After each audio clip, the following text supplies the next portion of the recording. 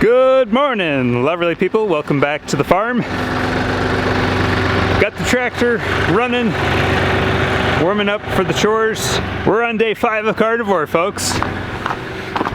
It has been a journey, but it has been a journey to get here. It's not been a journey on carnivore yet.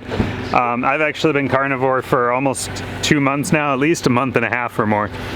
But I'm feeling really good. I do have some pains that have come back because I went off carnivore for a hot minute. And even though I only ate a not entirely carnivore diet, I did eat a lot of meat, but I had a couple of things, a couple of treats, and it messed me up. I'm telling you, like, I got really irritable. My patience went away. I could feel like my temper coming back. Oh man, you do not want to mess with a diet when it is really helping you as much as it's been helping me. I have this reoccurring chronic pain down here in my left ankle that's now starting to travel up to my knee and my hip. I can start to feel it, just like back when I was in Afghanistan and Kosovo. It's chronic pain from an injury, a stress injury from overseas. It keeps coming back. I can't get it to ever go away and stay away.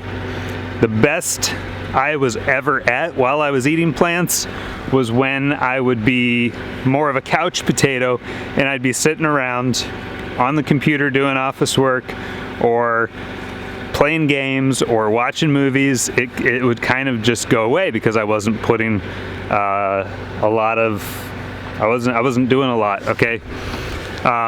So I wasn't stressing it out. However, we can't do that forever. We can't sit around forever. I can't.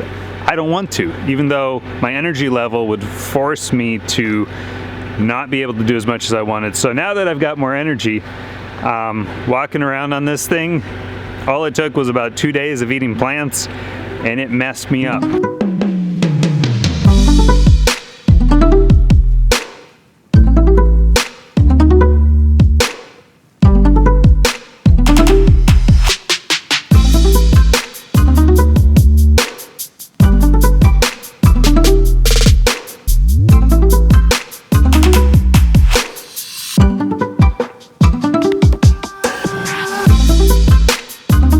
Maybe it wasn't the plants, but since I've cut the plants out, we'll see. It's been 5 days now.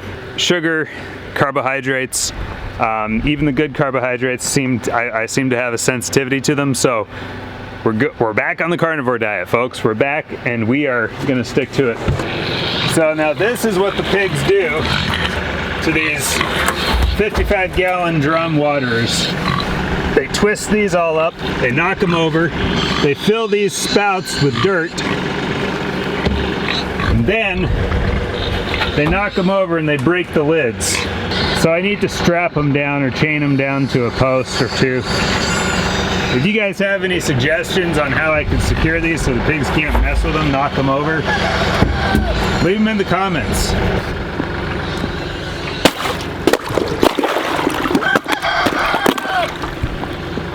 So this is their water from yesterday, slightly frozen over. And this is what we've been using for the pigs and for Dawn, and of course Doomstud. Oh, you gonna be shy, Doomstud? You gonna be shy, buddy? Doomstud's turning out to be a pretty sweet bull, and he's also gonna be great ground beef and other things, ribeyes, roasts. Isn't that right, Doomstud? Isn't that right? The chickens have been having an awesome time out here. Now look at this. This is kind of full circle, holistic farming. So they've been digging through the cattle's feces here. What they do with these cow pies is they just tear them apart. Look at that. That was a cow pie, and now what they're doing is they're spreading the stuff around, digging through there.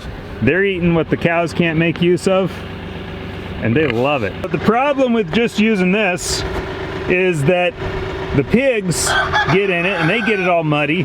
The cows don't want to drink it then, The pigs don't care.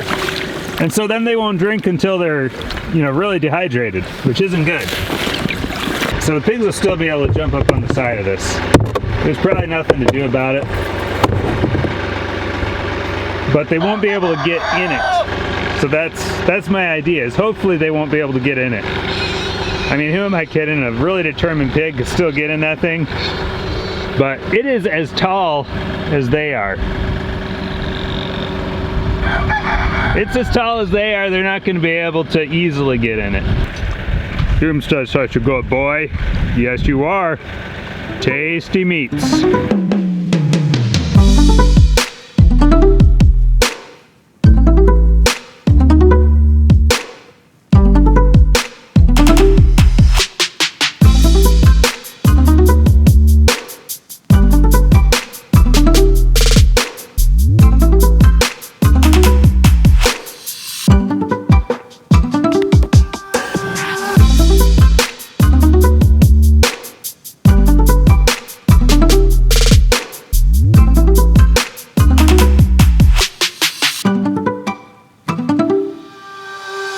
You know, I just gotta say, I love what we're doing out here. I love these animals, but we couldn't do it. We couldn't do it without the energy levels that it requires of us. And we've been struggling. I've been struggling for the last several months. Maybe the last couple of years, to be honest. I just didn't know how bad it was. My energy levels are up. I'm doing way more now. I'm not at 100%, but I'm getting better every single day. My mood is improving, my attitude is just great most of the time. You know, I still get tired, still get a little irritable every once in a while, but I'm getting better. And I'm hoping that I'm gonna be a different person the longer that I'm on this healing diet. There's been people that they've mentioned they don't think it's sustainable to do this. They do think that for a period of time, you know, I've had actually a lot of people say this, oh, it's okay for a period of time, but you don't want to do that for the rest of your life. Now, I'm no expert, but there have been people that have been doing this for 2, 3, 5 years, 10 years, 14 years, 38 years, 65, 66 years. They've been doing this their entire life virtually. And my question is, if it's not sustainable, how are they doing that? Maybe they mean by not sustainable is like, it's gonna cost too much, because they're thinking, well, ribeyes, those are 16, 20 bucks a pound if you're buying good stuff. You know, you might be able to find some bargain ribeyes for $12.99 or something a pound, but yeah, beef is expensive, I get it, but we don't eat ribeyes every single day. We don't eat shrimp and lobster tail and crab. You know, we're not eating the really expensive stuff every single day. What we're eating, a lot of what we're eating, by the way, is ground beef, turkey, chicken, ham, pork. These are things that are sustainable. To get the same amount of nutrition that we were getting before, we don't have to eat as much meat as we did rice and beans and vegetables and potatoes and all of these extra, you know, high carbohydrate sides. We don't have to eat as much to get the same nutrition that we used to.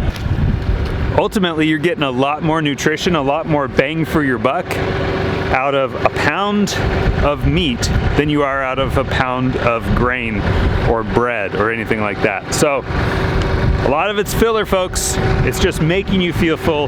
It's making you feel like you're getting some nutrients. I'll leave you with that. I gotta get some chores done. Let's do it.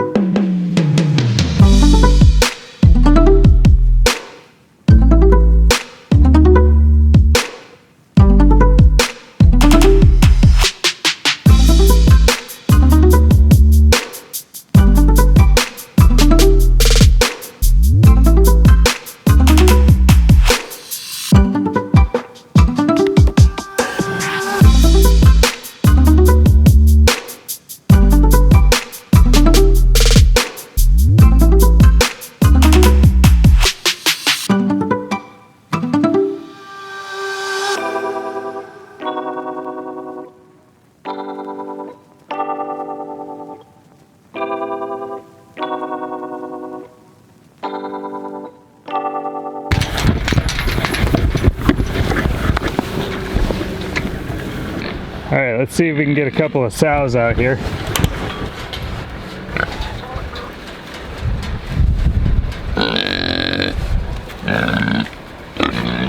Come on. Come on. There you go, Gunhild. So I've been wanting to get these couple of sows out here so that they're not gorging themselves on feed in there. Little known fact is that pigs will eat ice and snow. They'll eat snow all winter long to get their water. So you barely have to give them water. Unfortunately, we're 5 days into January and not a flake of snow in sight. Did you puppies decide to come out to the pasture? You must have gotten in when the gate was wide open, huh?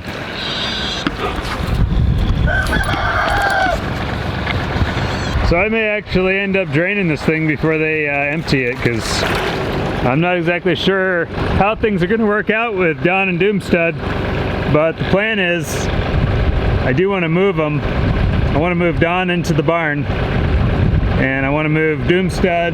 Well, he'll either stay here, or he'll either stay here or he'll go to the other pasture.